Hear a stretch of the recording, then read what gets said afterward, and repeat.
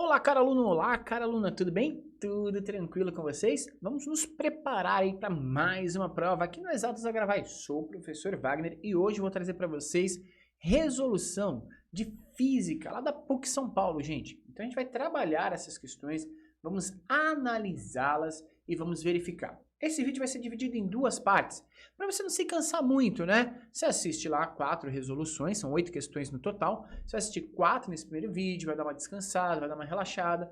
No dia seguinte você assiste os outros 4. Por quê? Porque aí você pode trabalhar os conceitos. A gente não vai trabalhar quantidade, a gente vai trabalhar qualidade, beleza? Então, 4 primeiros exercícios para você. A gente trabalha com calma, com tranquilidade. E após a gente vai fazer mais 4 exercícios no outro vídeo para você mandar super bem. Se você perdeu outros vídeos aqui, a gente já tem a resolução completa da prova 2020 de matemática. Veja lá o conteúdo no nosso canal. Vamos lá então, gente? Vamos para a nossa resolução aqui e eu já vou partir com você para a primeira questão. Consegue ler aí? Tranquilo? Beleza? Pessoal, o gráfico a seguir descreve o comportamento da temperatura de uma amostra de certo material em função do tempo, desculpa. Determine, né, na escala Fahrenheit a variação de temperatura sofrida pela amostra desde 1h30 até 5h30. Bom, um intervalo aí de 4 horas. Eu já vou até marcar isso aqui, que isso aqui pode ser importante. A variação de tempo que ele quer que a gente analise ali é de 4 horas. Beleza. Vamos analisar o gráfico comigo aqui, pessoal. Perceba que esse gráfico é uma reta decrescente, ou seja, essa temperatura vai caindo e vai caindo sempre da mesma forma. E se eu verificar como que essa temperatura cai, eu vou verificar que ela tinha 100 graus depois de 2 horas, 90 graus depois de 3 horas, 80 graus depois de 3 horas e 70 graus depois de um outro intervalo de tempo. Perceba comigo o seguinte, gente. No tempo zero aqui, né, às 2 horas, ela tem 100 graus. Vamos fazer essa leitura correta, né? O professor se atrapalhou aqui um pouco. Depois de um intervalo de 1 hora, ela perdeu 10 graus. No intervalo de mais 1 hora, ela perde 10 graus. E no intervalo de mais 1 hora, ela perde 10 graus. Isso é uma progressão aritmética, né? De ordem decrescente. Ou seja, a cada hora ela perde 10 graus, certo? Então você está analisando que ela perde 10 graus Celsius por hora, beleza?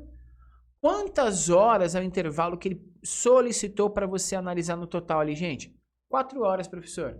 Se ele pedir para você fazer uma análise de 4 horas, você sabe que a variação de temperatura vai ser de 40 graus Celsius, beleza? Negativo, né? Ele vai perder 40 graus Celsius, mas beleza. Ele não pediu para a gente analisar o sinal dessa variação. Pessoal, tranquilo, 40 graus Celsius de variação em Celsius. Como que eu faço essa transformação em Fahrenheit? Professor, se eu não lembrar a fórmula, você vai fazer assim, ó. Barra, meu brother. Pá. Aqui você tem 0 graus Celsius, aqui você tem 100 graus Celsius, temperatura de fusão do gelo e ebulição da água. 32 graus Fahrenheit e 180 graus Fahrenheit. Opa, 212 graus Fahrenheit, que é a temperatura de fusão do gelo e de ebulição da água na escala Fahrenheit. Beleza? Vem comigo, guerreiro. Isso aqui vai ficar assim, ó. A variação em graus Celsius, que a gente quer analisar, é dividido por quanto? Por 100, porque é a variação total da escala nesse intervalo. E a variação em Fahrenheit é dividida por quanto? Por 180, que é a variação total nessa escala. Ah, professor, então não precisa decorar a fórmula? Não, não precisa. Você pode simplificar aqui, né? Cortar um zero, até dividir por 2. E aí você chega na fórmula que os professores ensinam para você. Que a fórmula é o quê? Delta C sobre 5 é igual a delta F sobre 9. Beleza? Fechou, galera. Partiu disso, você resolve o seu exercício com tranquilidade. Por quê?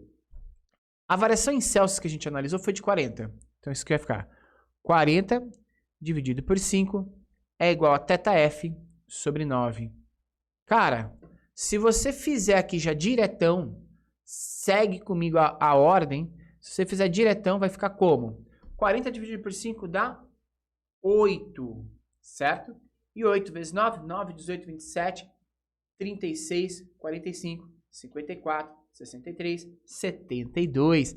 E a resposta correta, 72. Beleza? Então, exercício tranquilo aí de transformações de escalas termométricas. Fica a dica, fique esperto para você conseguir aí resolver esse exercício de boa. Vamos para o próximo? Vamos nessa? Exercício 11 lá da prova 2020. E esse exercício falava de linha de campo elétrico. As linhas de campo elétrico uniforme atravessam um trapézio de altura H, conforme mostra a figura. Com relação a essa disposição, podemos afirmar que... Bom, gente, vamos verificar o que nós temos aqui.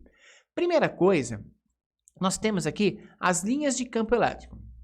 Gente, quando a gente estuda campo elétrico, a gente estuda superfícies equipotenciais. E a gente sabe que uma superfície é determinada como superfície equipotencial toda vez que ela tem uma linha que é perpendicular às linhas de campo elétrico, tá? Então, qualquer linha que seja perpendicular, ela vai ser equipotencial. E dentro do que ele me determinou no trapézio, a gente tem uma linha equipotencial aqui e uma outra linha equipotencial aqui. Para eu variar, né, e ter uma diferença de potencial, eu teria que sair dessa linha equipotencial, dessa superfície, e ir até a outra superfície equipotencial. Certo? Legal. Vamos ver as afirmações que ele faz para a gente analisar. E quando eu vejo as afirmações, ele fala assim, a DDP entre J e A. Opa, vamos lá. J e A. Gente, entre J e A, o que nós temos? Cara, J e A estão na mesma superfície equipotencial. Eles aqui, ó, se eles têm a mesma superfície equipotencial, a diferença de potencial entre eles é igual a 0, cara. Não teve diferença de potencial, porque eles estão na mesma superfície, não varia o potencial deles. Beleza? Depois ele pergunta o seguinte para mim. A diferença de potencial entre M e D. Cara, M e D também está na mesma superfície equipotencial. Então, M e D, MED, vai ser DDP, também igual a 0. Por quê? Porque não saiu da superfície equipotencial. Ok? Então, gente, analisando as respostas, a DDP entre uma é menor que a outra? Não, as duas deram 0. A DDP entre uma é maior que a outra? É 0. A DDP entre J e A é igual a DDP entre M e D? E ambas diferentes de 0? Não, é 0. A DDP entre J e A é igual a DDP entre M e D e ambas são nulas? Isso, tá? Por causa de superfícies equipotenciais. Dá uma olhada nisso aí, tá? Verifica nos seus estudos, na reta final, superfícies equipotenciais, tá? Que você vai entender como que funciona isso. E toda vez que você tiver uma reta perpendicular à linha de campo, você vai ter uma superfície equipotencial. Ou seja, não muda a DDP. Para você mudar a DDP, gente, você tem que ter um ângulo aqui, ó, certo? E esse ângulo tem que ser um ângulo diferente de 0. Diferente de 0 não, 0 pode ser, né? 0 não pode ser, mas tem que ser diferente de 0, e menor do que 90. Então, qualquer ângulo relacionado aqui, você consegue ter uma DDP aí formada. Beleza? Vamos para o próximo exercício. Ah, esse exercício é legal. E esse exercício, cara, você tem que ter sacado o pulo do gato. Mas você tá aqui no Exatos Agora Vai e a gente te ensina até a sacada. Ele diz o seguinte, ó. A gente tem esse brinquedo aí, o gira-gira, né? Aqui na minha cidade chama gira-gira. Bom, um diapasão está fixo na extremidade de um brinquedo infantil, conhecido como gira-gira, de diâmetro igual a 1,6 metros. Olha a figura aí que bonita. O diapasão é golpeado e passa a emitir um som de frequência de 440 Hz. Já vou até anotar essa frequência. Frequência igual a 440 Hz. Beleza? Ok. Sendo que nesse exato momento o brinquedo é posto a girar com uma velocidade angular igual a 15 radianos por segundo. Tranquilo? Tranquilo. Considerando que o ar esteja em repouso, certo? Em relação ao solo e que a velocidade do som é de 340 metros por segundo, legal. Ele vai perguntar para a gente o seguinte. Podemos afirmar que a diferença aproximada entre a maior e menor frequência percebida por um observador em repouso em relação ao solo e posicionada a grande distância em relação ao centro do brinquedo é de um valor de quanto? Pessoal, primeira coisa, isso aqui é um exercício de efeito Doppler. Mas, professor, como que eu posso adivinhar que isso é um exercício de efeito Doppler? Tem duas situações que você pode analisar. Primeira, o cara que está emitindo som, ele está em movimento. Quando quem emite som está em movimento, imediatamente um exercício de efeito Doppler. Segunda situação, ele falou assim, a diferença entre as frequências observadas. Se eu observo frequências diferentes, é porque tem efeito Doppler instaurado no sistema. Beleza? Gente, efeito Doppler, ele vai ser dado pelo seguinte, olha só. A frequência aparente, que é a frequência observada, é a frequência original emitida vezes a velocidade do som, mais ou menos a velocidade do observador, dividido pela velocidade do som, mais ou menos a velocidade do emissor, ou seja, da fonte, certo? Então a gente tem essa situação. Isso é a formulinha de efeito Doppler. A frequência original, que eu coloquei aqui, ó, o FO, é esse cara aqui, que é a frequência de emissão, 440 Hz. A velocidade do som, que está aqui, e está aqui, a gente vai usar ela duas vezes, aparece aqui, ó, velocidade do som. E, gente, ele falou que o observador está em repouso. Então, a velocidade do observador vai ser zero durante o tempo todo. Então, isso aqui a gente não vai usar, não. Tranquilo? E a gente precisa da velocidade do emissor, que é o diapasão. Só que o diapasão está com uma velocidade angular, porque ele está girando. E eu preciso verificar quando ele está mais longe, quando está mais perto, quando ele está se aproximando e quando ele está se afastando. Então eu preciso achar aqui a velocidade escalar dele. E a velocidade escalar, gente, é ômega vezes R. A velocidade escalar, a velocidade linear dele é quanto? A velocidade vai ser a velocidade angular, que é 15, vezes o raio. Então, cuidado, porque ele deu o diâmetro, ele não deu o raio. O diâmetro é 1,6, o raio é 0,8. Isso vai trazer para você uma velocidade desse emissor de 12 metros por segundo. Beleza? Então, a gente já tem as informações. Agora é só calcular a frequência. Então, assim, ó, frequência aparente vai ser 440 Hz vezes a velocidade do som, mais a velocidade do emissor, que é 0, dividido pela velocidade do emissor, não, desculpa, do observador, mais a velocidade lá, que a gente acabou de calcular, que é da fonte. Então vai ficar isso aqui, né? Velocidade do som dividida pela velocidade do som mais a velocidade da fonte. Essa vai dar uma das frequências, provavelmente a menor, ou seja, quando a gente soma essas duas velocidades, a frequência vai ficar um pouco menor. Vai ficar assim, ó, 440 vezes 340 dividido por 352. Então só ficam uns números meio chatos de trabalhar, né? Fazer essa multiplicação, essa divisão aí para você. E essa frequência aparente 2 vai ser 440 vezes 340 dividido por 340 menos 12. Isso aqui vai ficar 440 vezes 340 dividido por 328, tá?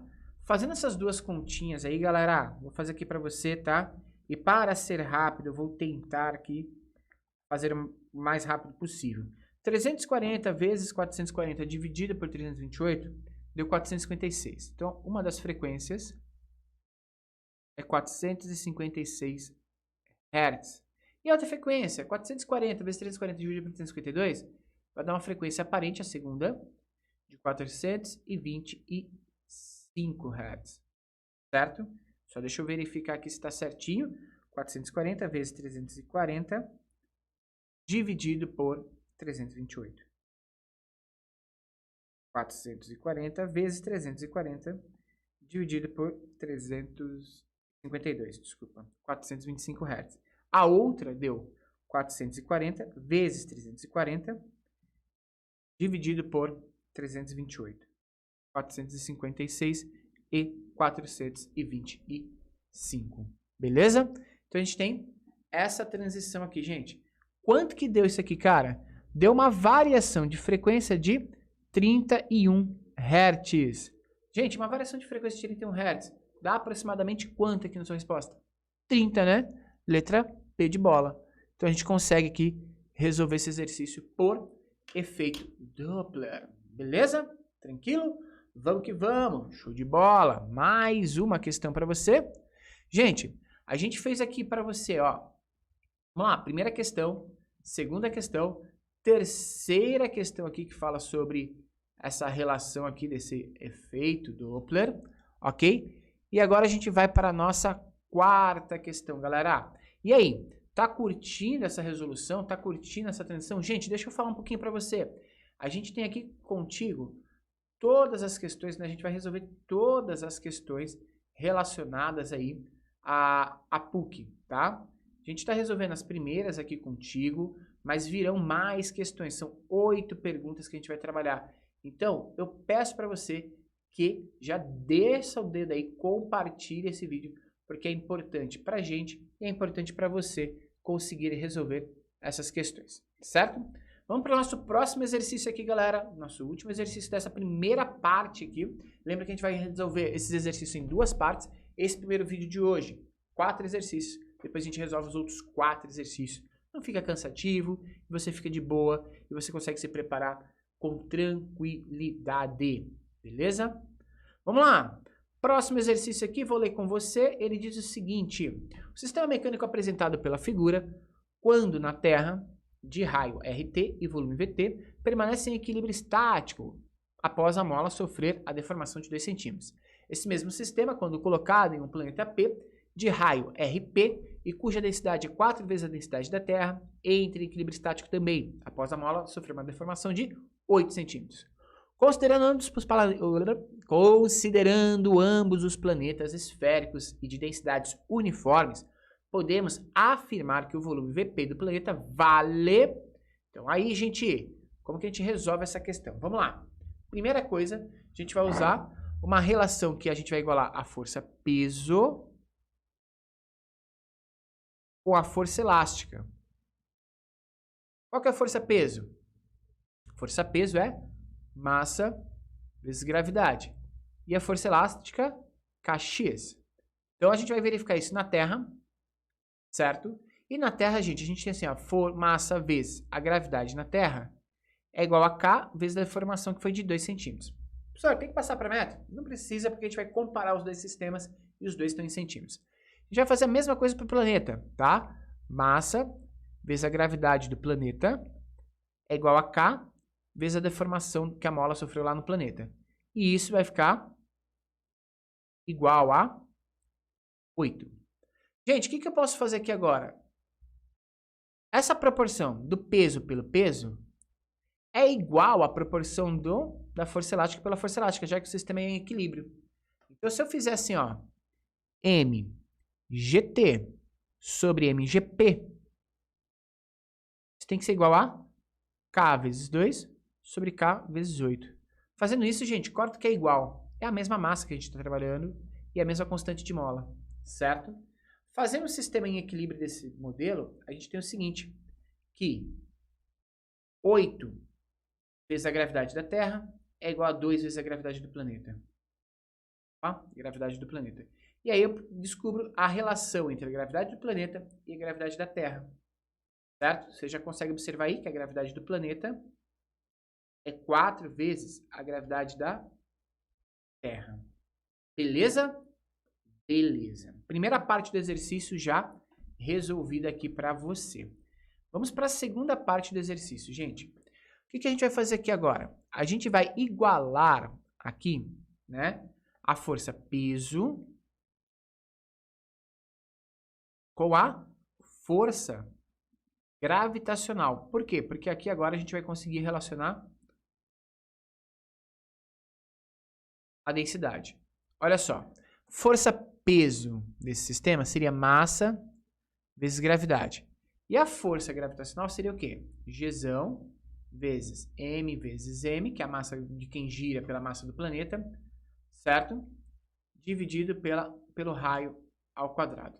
Bom, eu posso cortar a massa de qualquer coisa que giraria em órbita desse planeta e falar que a gravidade, a aceleração gravitacional, depende da constante, da massa do planeta e do raio. Só que ele não falou de massa do planeta, ele falou de densidade. E densidade é a massa sobre o volume. Então, se eu fizer densidade vezes volume, eu tenho a massa. Então, eu vou escrever assim, ó. Gravidade é igual a Gzão vezes densidade vezes volume dividido pelo raio ao quadrado. Beleza? Beleza. Feito isso, eu vou fazer aqui, ó, para a Terra. Gzão vezes densidade da Terra vezes o volume da Terra dividido pelo raio da Terra ao quadrado. Planeta, como que fica? O planeta vai ficar assim, ó. Gravidade do planeta é Gzão vezes a densidade do planeta. Fica lá que a densidade do planeta é 4 vezes a densidade da Terra. Então a gente vai já colocar aqui, ó, 4 densidades da Terra. Vezes o volume do planeta dividido pelo raio do planeta ao quadrado. Beleza? Gente, o que a gente vai fazer? A gente já sabe uma relação de proporção desses dois sistemas, não sabe? Sim, professor, a gente já sabe. Então eu vou fazer o seguinte, ó. Você lembra comigo que a gente colocou aqui em cima, ó, que a gravidade do planeta é 4 vezes a gravidade da Terra? A gente vai colocar aqui, ó. Gravidade do planeta é igual a 4 vezes a gravidade da Terra. E nessa última equação que a gente colocou, que a gravidade do planeta é Gzão vezes 4 densidades da Terra vezes a massa do planeta dividido pelo raio do planeta ao quadrado. Que é igual a 4 vezes Gzão vezes a densidade da Terra vezes a massa da Terra dividido pelo raio da Terra ao quadrado. Corta o que é igual, gente. Gzão 4, densidade da Terra, densidade da Terra. Então vai ficar uma relação entre massa de planeta e o raio desse sistema. Vamos ver o que ele colocou em evidência nas respostas. Ele colocou o que aqui? Volume. Opa, professor, volume. Professor. Aqui não é massa, professor, aqui é volume. Olha, gente, coloquei o bagulho aqui, volume e volume. Obrigado aí pela consideração. Então a gente quer, gente, colocar em evidência aqui o quê? O volume do planeta. Então a gente vai colocar aqui, ó, volume do planeta é igual ao volume da Terra vezes, como esses dois elementos estão ao quadrado, eu posso colocar aqui, ó, raio do planeta que vai passar multiplicando, dividido pelo raio da Terra, tá dividindo os dois elementos ao quadrado. Fechou, gente. A alternativa correta desse exercício, letra D de dado, ok? Salvo o equívoco aí, né, gente, que a gente substituiu por volume aqui, ó. Então a gente tinha que manter aqui, ó, substituído por volume, era volume aqui, né, que a gente estava colocando massa. Mas tá tranquilo, a gente consertou e fizemos o exercício de boa. Então são 4 exercícios, gente, nessa primeira parte de resoluções que a gente fez com você. E esses 4 exercícios trazem aí temas importantíssimos para a gente. A gente trouxe termometria no primeiro exercício. Depois a gente trouxe campo elétrico e superfícies equipotenciais no segundo exercício. A gente falou um pouquinho de efeito Doppler no terceiro exercício. E agora no quarto exercício, o quarto exercício é esse, que a gente falou aqui de molas, tá? Já estava abrindo outro exercício ali, aquele ali a gente vai resolver depois, beleza? Então, gente, nesse primeiro vídeo foram esses 4 exercícios. Se você curtiu, deixa o seu like, compartilha esse vídeo e ajuda o canal a crescer e a chegar a mais pessoas e a gente ajudar você, cara estudante, a mandar super bem nas suas provas, beleza? Reta final de preparação, Exatos Agora vai com você até o final. Um grande abraço, gente, até o próximo vídeo. Valeu! Tchau!